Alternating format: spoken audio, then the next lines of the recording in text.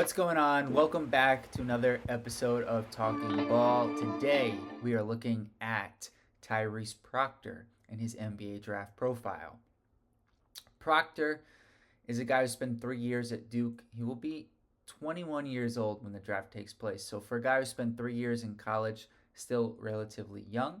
Part of the reason for that is he reclassified and came to Duke a year early. His freshman year was up and down, showed some flashes. He also showed some areas where he needed to improve. And the same could be said for his sophomore season, but that was also impacted by injury as well. This past year, as a junior, Tyrese Proctor really took a step forward. He was much more consistent as a player overall, and his best skill, his shooting, and specifically his 3-point shooting, really shined. So with Proctor, it's not just that he can shoot off the catch, he can shoot off the dribble, he can navigate the pick and roll. And as a defensive player, while he gets the steal here, it's not really what makes him a really good defender. It is more so about his ability to stay close, stay attached, and navigate screens well, and just prevent the offensive player from creating space. As a defender, if you look at the box score numbers, you're probably not too impressed. But if you watch the games, I think Tyrese Proctor is one of the better perimeter defenders in this draft class. He just is. He uses his length really well to defend opposing guards. He didn't have a great last game of the season, so if that's what's stuck in your mind, I don't blame you. And there have been times where he hasn't been necessarily as locked in, but I think the bigger picture, when you look at him in a complete way, the way he defended throughout the season, and in his past, he's a really good defender, and I think as he gets stronger, he will only continue to be better on that end of the court. So you've got a guy who can knock down the three and defend really well. Now, with Proctor, the other areas of his game that I think are coming along, or maybe not coming along, I should say, but have been less consistent, is a better way to put it, have been his ability to score off the dribble. He has shown flashes of a guy who can create space and separation. He really likes to hit a turnaround jumper from the mid-range area, create space, and try to shake his defender off the dribble. This year, they moved him more off the ball, in part because of the presence of Cooper Flagg and Con Knipple. And also, I think it allowed him to focus on what he does best, which is just his shooting.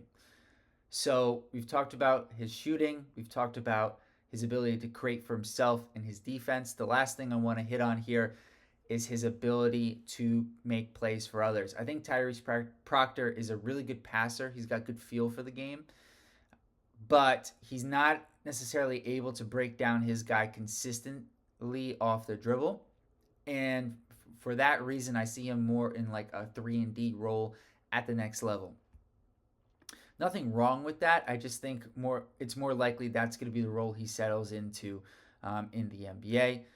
And he can create plays. We've seen him navigate the pick and roll. He'll be a good guy who can still navigate the offense. He's not just a shooter.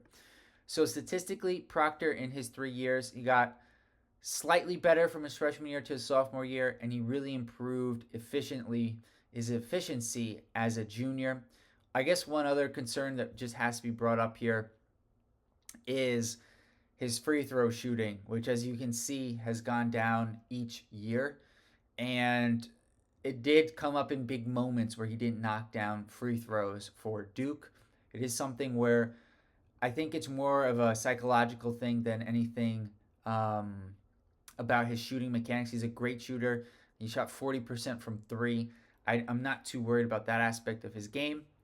I think if you've enjoyed this so far, please like this video and subscribe to the channel. It really means a lot.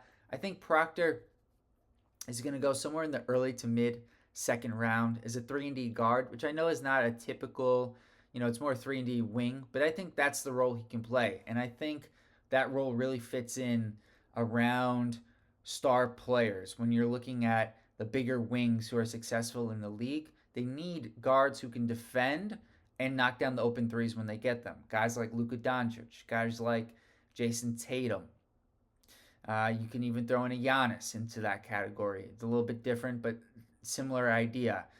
And so I think he can really play off of those kind of guys really well, and he showed that this year. So I think NBA teams who are contenders should target Tyrese Proctor. I think he will play 8 to 10 years in the NBA as a rotation player, and I think there's upside for him to even become a starter. But let me know what you guys think about Proctor. What other players do you want to see us profile here at Talking Ball? And until next time, peace.